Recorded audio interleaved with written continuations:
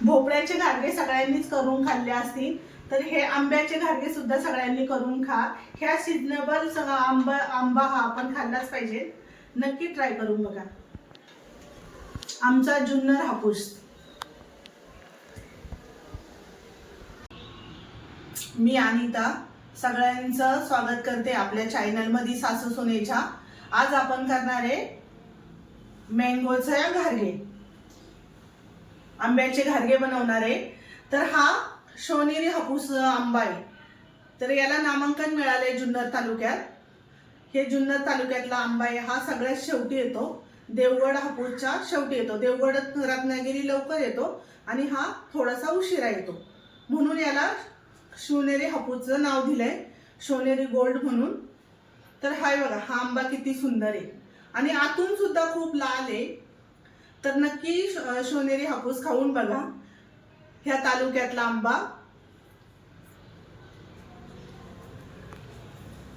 आता आपण याला कट करून बघूया.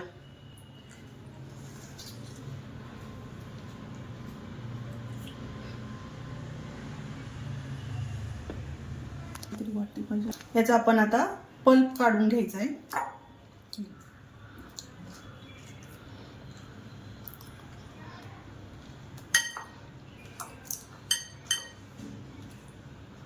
असा सगळा पल्प काढून घ्यायचा आहे आंब्याचा.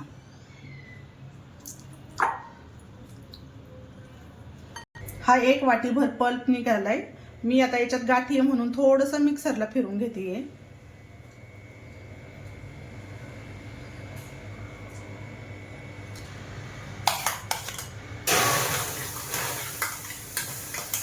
एक वाटी पल्प आहे.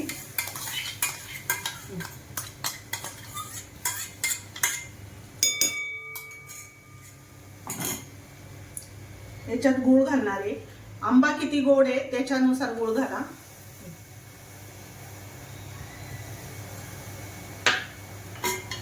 त्याला चांगलं मिक्स करायचं. थोडंसं पाणी याचं गेलं पाहिजे आणि गूळ थोडासा पातळ झाला पाहिजे. याला थोडं साठवून घेऊया. हे बघा, गूळ चांगला पातळ झालाय. अजून थोडंसं 5 मिनिटं होऊन देते याला पल्पला जरा, म्हणजे याच्यातलं पाणी बऱ्यापैकी आटलं जाईल मँगो मधलं.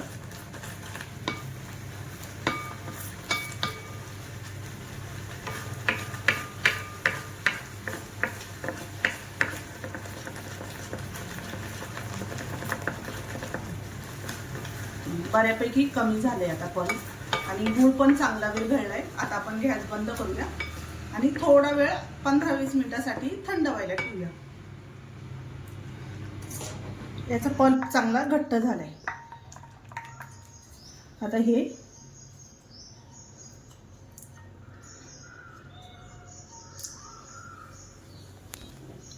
याच्यात घालते अर्धी वाटी रवा,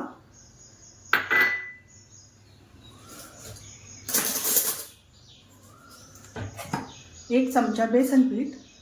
बेसन पिठाने खमंगपणा येतो चांगला आणि कडक व्हायला आणि फुगायला मदत होती चांगली. आता याच्यात घालते अर्धी वाटी कणिक घालते ही. याच्यात घालूया चवीनुसार मीठ. अगदी थोडंसं मीठ घालायचे, गोड पदार्थाला थोडंच मीठ घालायचे. आणि 1 चमचा तूप घालते खुसखुशीत होण्यासाठी. आता हे चांगलं एकजीव करायचं.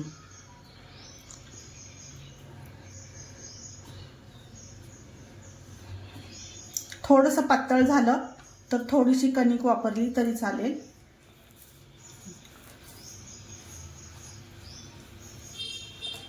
आता मी माझं पीठ थोडंसं अजून कणिक घालणार आहे थोडीशी.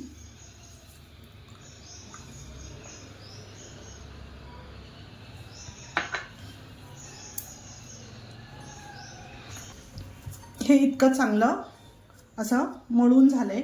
खूप घट्ट पण नाही आणि जास्त पातळ पण नाही. हे आता याच्यात रवा असल्यामुळं थोडंसं फुगेले अजून पीठ, म्हणून 5 मिनिटं आपण याला रेस्ट करायला ठेवणार आहे.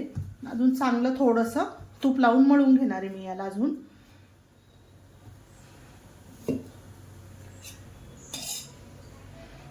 थोडंसं तुपाचा हात घेतलाय.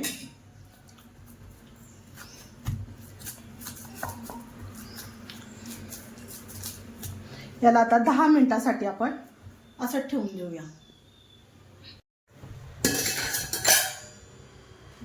पीठ चांगलं भिजलंय, चांगलं मऊसूत झालंय. आता आपण याचे छोटे छोटे गोळे करायला घेऊया.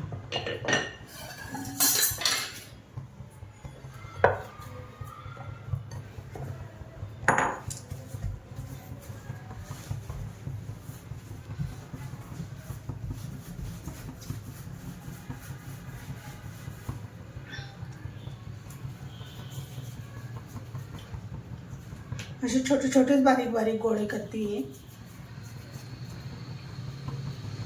असा मऊसूत गोळा झाला पाहिजे, पेड्याच्या आकाराचा, सेम पेढा.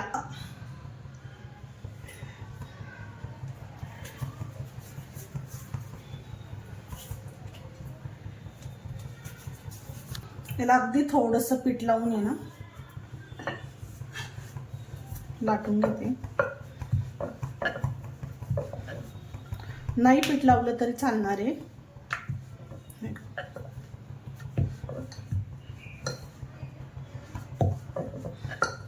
याला थोडीशी खसखस टाकूया आणि थोडंसं लाटण्याने प्रेस करायचं, थोडंसं, अगदी थोडंसं.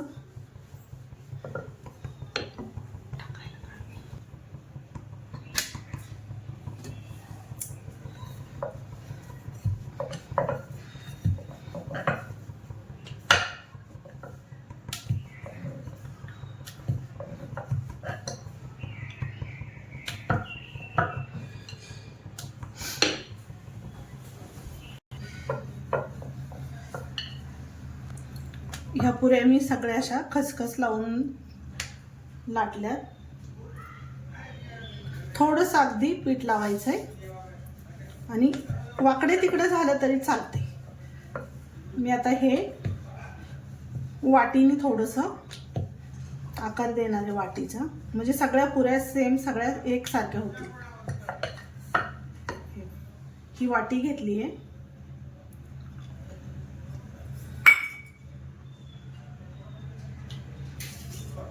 याच्यावर थोडीशी खसखस अजून टाकतीये. आता सगळ्या पुऱ्या मी अशाच लाटून घेतल्यात.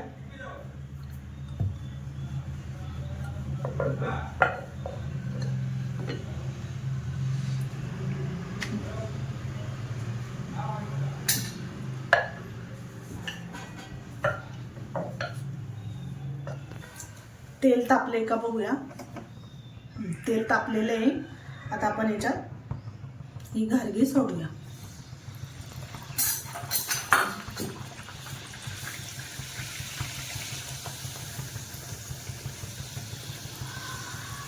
लगेच तिला उलटी पालटी करायची नाही. अशी टम्म फुगून द्यायची तिला चांगली.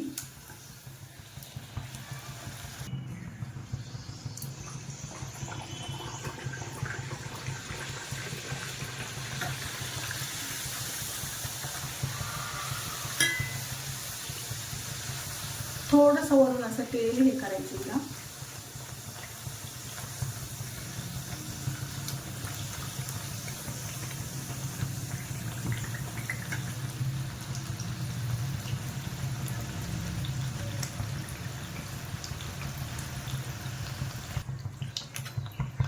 हे सगळ्या पुऱ्या अशा तळून झाल्यात. सगळ्या अशा अशी लाल खमंग तळली पाहिजे.